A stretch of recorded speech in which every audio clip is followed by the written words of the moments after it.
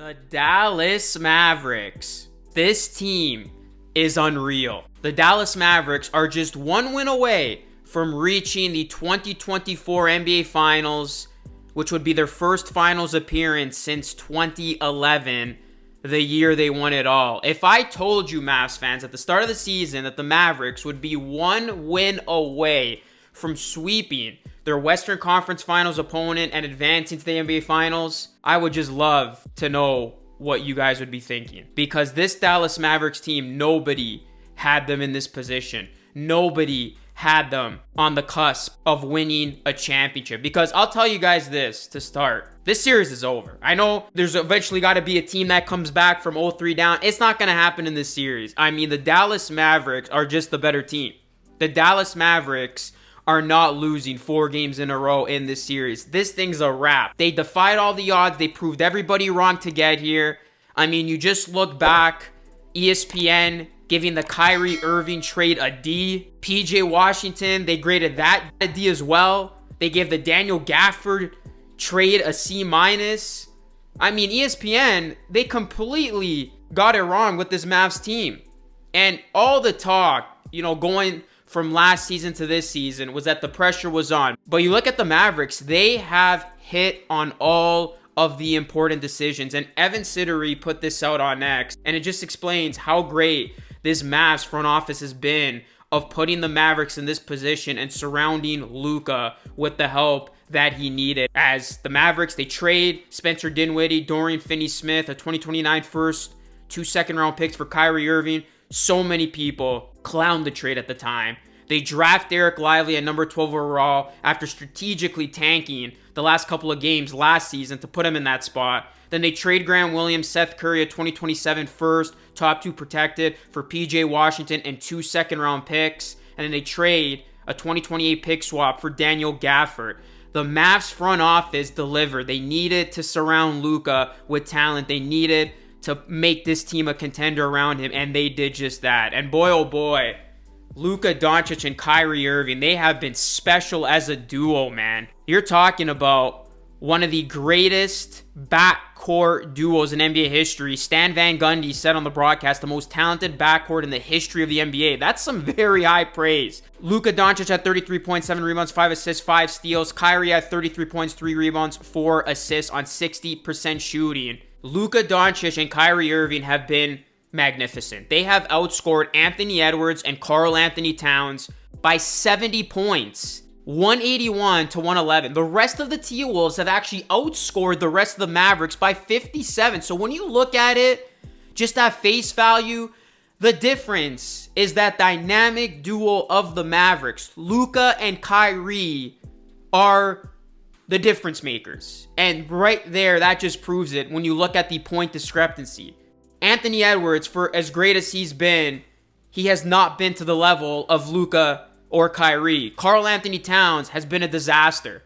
And, this has actually been a close series. As you look at these games, game 1 and game 2, decided by a few points. The Mavs able to win game 3 by 9. It's been a total of a 13-point difference across this entire series. So if Luka and Kyrie don't ball out the way that they have been, this could be a very different series in favor of Minnesota. But when you're in these series, when you're in these close games, you need your stars to come through. You need big-time performers in the clutch. And the Dallas Mavericks have not one, but they have 2. And I mean, it's becoming a common theme now that when a game is in crunch time and it's the final 3-4 minutes of a contest, you're giving the edge to Dallas every single time. This team has become impeccable in these late game situations, whether they're down a couple, have a slight lead, or the game is tied. You're giving the benefit of the doubt to the Mavericks now because they are able to close out these games and get wins when the pressure is at its highest. And you gotta credit Dallas's defense as well, because Karl Anthony Towns, he's just shooting at 27.8% in the series. Remember, he was coming off that nice game 7 against the Nuggets, helping the T-Wolves complete that comeback. Towns has just been 3 of 22 from 3, so that's really a testament to the defensive intensity that Dallas has been playing with. They are just tenacious on the defensive end. And we see it. Loose balls, Luka putting his body on the line. Dallas not giving an inch. Minnesota's offense has been limited enough. And then Luka and Kyrie, they both go for 33 in game 3. They're averaging almost 60 in this series. And now they're the first starting backcourt over the last 50 years to each score at least 30 points in the same game 3 different times during the same postseason. That is per ESPN stats. And Doncic and Irving, going back to what I was saying about these guys just coming up clutch when it matters, they combined to drain 17 jump shots, including 3 over the final 6 minutes, a pair of Doncic fadeaways, and then an absolutely wicked step back from Irving to give the Mavericks the edge. Kyrie Irving is playing as well as he's ever been. And when you look at Kyrie Irving, guys, he's looking like one of the greatest second options in NBA history. We saw the success he had alongside LeBron, and now it's like it's being replicated alongside Luka. How can you stop these guys? We saw down the stretch of game 3, Dallas simply better. Minnesota's defense was actually playing well. You couldn't have guarded Luka or Kyrie any better than they did in those situations. But when you have great players like this and they're on an extraordinary run, you can play the best defense you've ever played. You're still not stopping them from scoring. And we're seeing it right now, which is why this Mavericks team, they just feel like a team that is destined to win the title. From the big shots that they've had, Luka hitting that epic game winner in game 2, the defense, the role players, the supporting cast, everything came together nicely for the Mavericks. And now this team is one win away from the NBA Finals of officially going on through, where they would, in all likelihood, take on the Boston Celtics. And that would just be an amazing NBA Finals. I mean, all the storylines coming to life in that one.